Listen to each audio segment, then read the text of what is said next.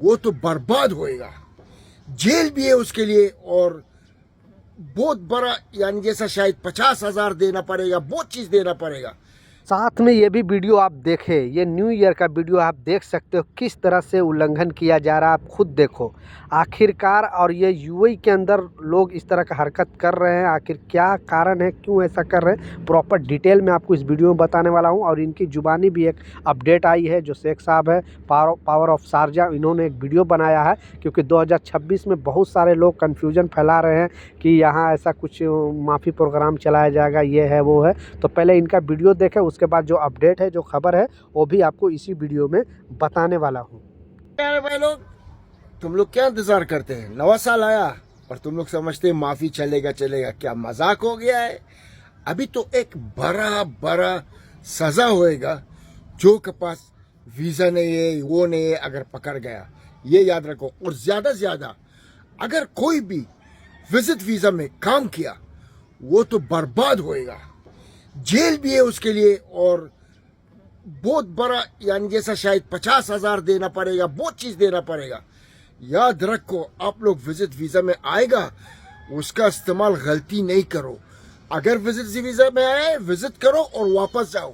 और अगर तुम लोग कोशिश किया काम करेगा, और अगर आप लोग पकड़ गया, कसम कहते हैं तुम बैंड होएगा पूरा लाइफ में।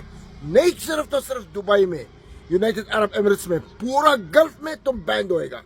तो बाकी आप लोग का मर्जी, अगर चोर लोग का पीछे जाना पड़ेगा। इसलिए मैं क्या बोलता हूँ, चोर लोग से बचो।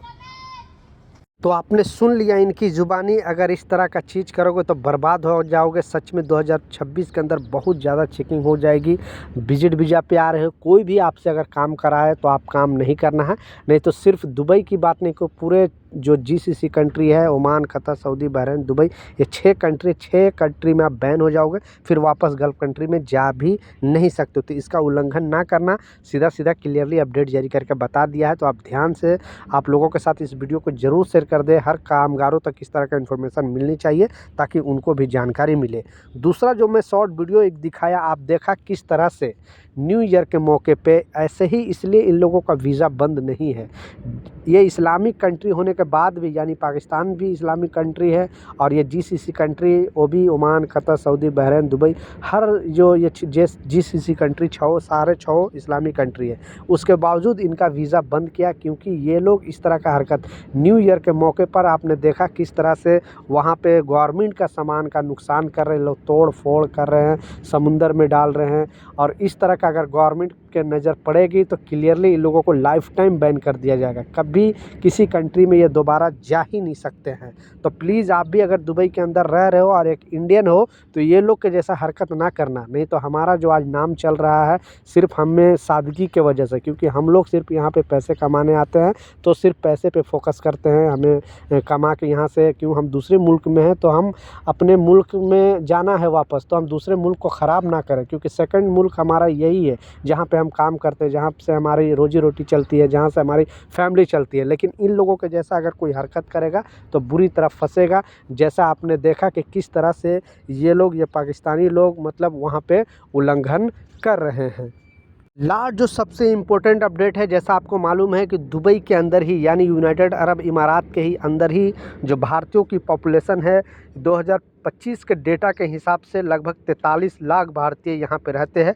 और दुनिया में सेकंड सबसे ज़्यादा रहने वाले आबादी यानी यूएई का है। यूएई में रहते हैं इंडियन, पहले नंबर पे अमेरिका में रहते हैं, उसके बाद यूएई के अंदर रहते हैं। अमेरिका में लगभग 53 लाख भारतीय रहते हैं, उसके बाद 43 लाख इंडियन यूएई के अंदर रहते हैं, यूएई के अलग अलग 7 स्टेट में।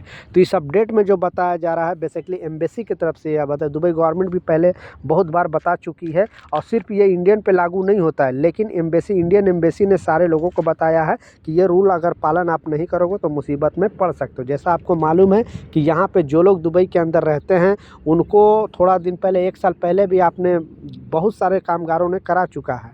जो अनएम्प्लॉयमेंट इंश्योरेंस है वो सारे लोगों पर कंपलसरी किया गया था और कराना ही कराना था, क्योंकि महीने का आपको 5 दिरहम गवर्नमेंट के पास देना है अगर जब तक दुबई में जब तक रहोगे। और जो लोग नए हैं जल्दी से जल्दी अल अंसारी एक्सचेंज में जाकर अपना इंश्योरेंस करा लें, नहीं तो दुबई आपको छोड़ना पड़ सकता है, क्योंकि इस पर कंपलसरी किया गया। ये कानून बनाया है वर्करों के हित के लिए। कोई भी कंपनी अगर बंद हो जाती है, आपको टर्मिनेट कर देते, किसी कारणवश कंपनी लॉस में चल जाती है, तो उस कंडीशन में आपको बेसिक सैलरी का 60% वो गवर्नमेंट आपको पैसे देगी, ताकि आप उस पैसे से आपका फैमिली चल सके, आपका वो जो पैसा है वो आपको कोई प्रॉब्लम ना हो। इसलिए 3 महीने तक आप दुबई के अंदर रह सकते हो। तो प्लीज़ आप जल्दी से जल्दी जाकर, जो 5 दिरहम यानी इंडियन मनी आप समझ सकते, तो अभी 125 रुपये होता है, यानी जब तक दुबई में रहोगे तब तक ये देना पड़ेगा। ऐसा नहीं कि एक बार आप दे दिए तो छोड़ दिया जाएगा।